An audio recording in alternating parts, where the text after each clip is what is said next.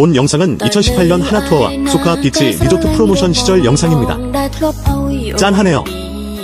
아름다운 캄보디아 음악과 함께 그 당시 영상 함께 보실게요.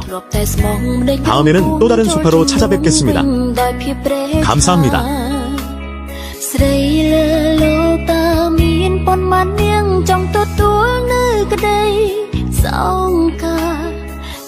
គ្មានទេក្រុមគ្នាខ្លាយក្រអាប្រាថ្នាចង់ជួបតែស្នេហ៍ស្មូ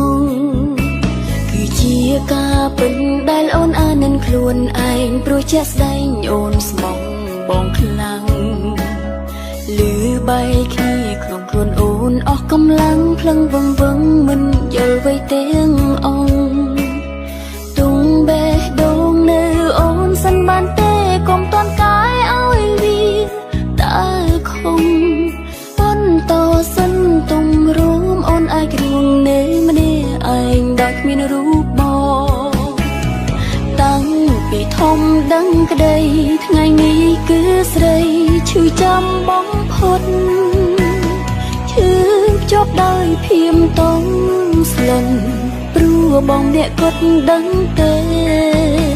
ចង់ចាំងចោលរូបអូនម្ដេចមិនរំលឹងពេលស្គាល់បងពន្យល់អូនយ៉ាងណាខ្លាំង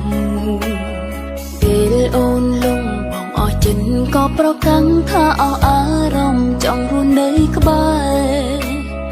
លៀងបេះដូងបងម្ដងទៀតទៅកុំច្បាស់ពេកមិនអាចកែប្រែអូននៅជឿបងមិនអាក្រក់ទេបងនៅតែល្អក្នុងចិត្តអូន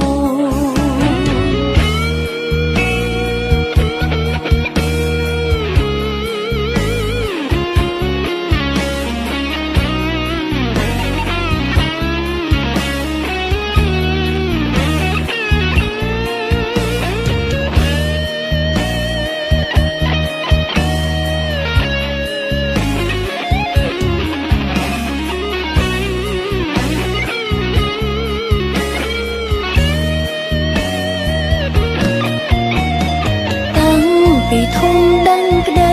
ថ្ងៃនេះគឺស្រីឈឺចាំបងផុនឈឺភ្ជាប់ដោយភៀមតងស្លុនព្រោះបងម្នាក់គាត់ដឹងទេ